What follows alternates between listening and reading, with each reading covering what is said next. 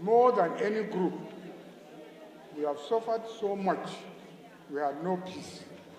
And therefore, when Atiku comes, I think his first item on the agenda is to bring back peace between Fulbe and non-Fulbe, most of whom are farmers, and the Fulbe are herders.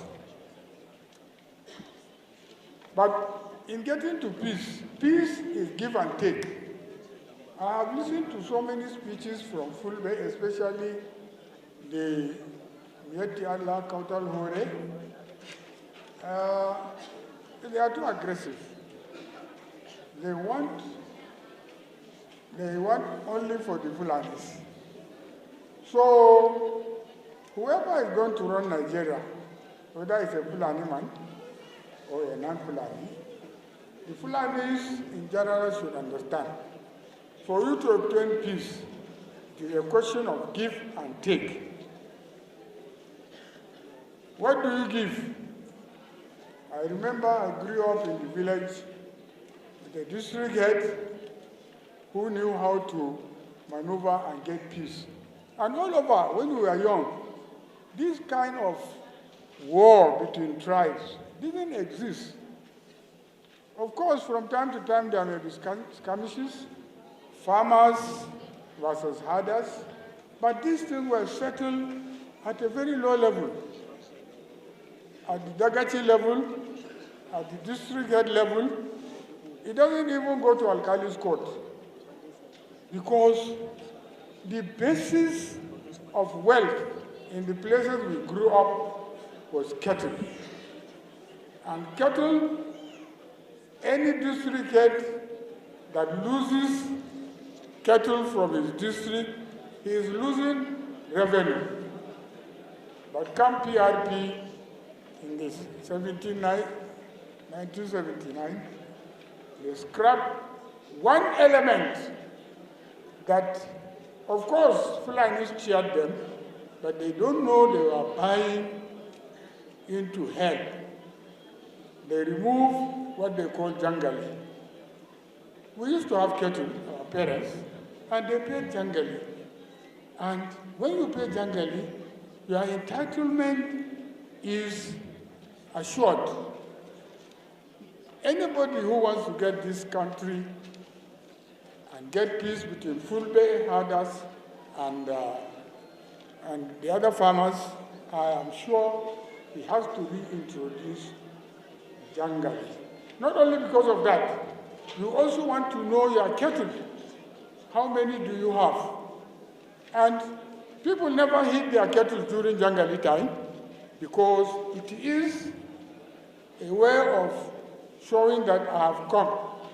Because if this year you rode 100 cattle, the following year you rode 80, people will say, Ardo so and so is losing his grounds. So in one conference, I talked to the bigger Mieti Allah, that look, why don't you talk to government, even if it's a token, introduce jangali, record these cattle. These days with ICT, you know, we have to change our orientation. You can put chips on every cow. Wherever it is, you can track it. And it doesn't cost much. And government should be able to do that as a result of the jangali that they are taking from you. But you see, I hear people are very quiet. They don't like this word jangali. Farmers and herders conflict, they are prone, but you don't have wars, you don't have battle. So the story, I tell you how important this jangali is. There was a story in 1961. Many of these guys were not born. 1961 was the year when there was a plebiscite between Nigeria and Cameroon to take the northern Cameroon and the southern Cameroon, either to Cameroon or back to Nigeria. The people of Dikwa voted to come back to Nigeria. And if you check in the Premier's office, that year they increased Jangali from 1 and 6, 1 shilling 6 pence. People don't know this these days. And the emir had to protest, wrote a letter to the Premier. We have told lies to our people. Now, when we come back to Nigeria, we will enjoy. And therefore, now we are increasing this Jangali. So what happened next? Ali Bakar Mambida was acting Premier. When the letter came to him, he said, this is too big for me. I'll wait for the boss to come back. They had to wait for the Premier to come back from Europe and have a cabinet meeting to decide whether to increase or to listen to the petition.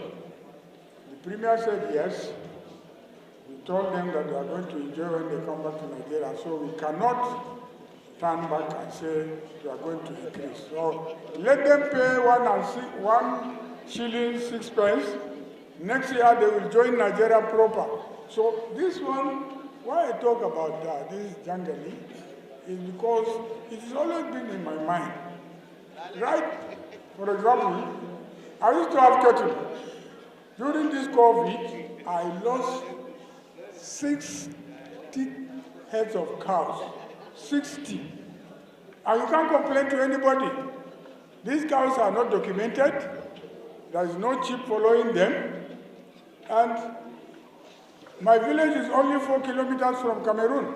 Across the border, every cow is documented, is taxed, and they have peace. The Fulanis there have peace.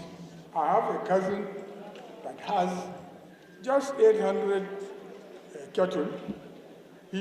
Every one of them is documented. And even somebody who has like 50,000, take Abodane in Cameroon, he has 50,000 heads. All these are documented, and this is the era when the Fulanis have to move forward. We cannot just be moving like that without documentation, in those days, when you are herding, you are moving from one district to another, they will ask you for your receipt. They will check your receipt, yes, you have paid Jangali. And that,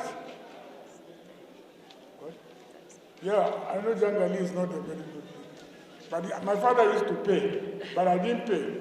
But he didn't lose his cattle. I lost mine. So, what I'm saying now is, Fulanis, if any government comes, even Atiku, I will advise him, tell the state governors to reintroduce some modicum of Jangali. Let's document this cattle. Let's put computer chips on them. You can track them anywhere. And therefore, Fulanis will stop losing their cattle, and governors will stop acting arbitrarily, waking up and say, no more herding. No more. It will take time to stop herding, because if you stop them here, they move east. The whole of central Cameroon is empty. So people are there. So it is one thing that I think will bring peace to Fulanis and to their neighbors. And unless there is peace between us and our neighbors, we will not enjoy. You have seen what happened in the last few years. Even last few weeks, something happened in Nasarawa. It was government agents that were bombing Fulanis. And you didn't hear anything about it, except, through social media and so on and so forth. I'm sorry to say this is a Fulani government, but some of us are sure that Atiku is a no-nonsense man. Atiku is a no-nonsense man. Something cannot happen under Atiku.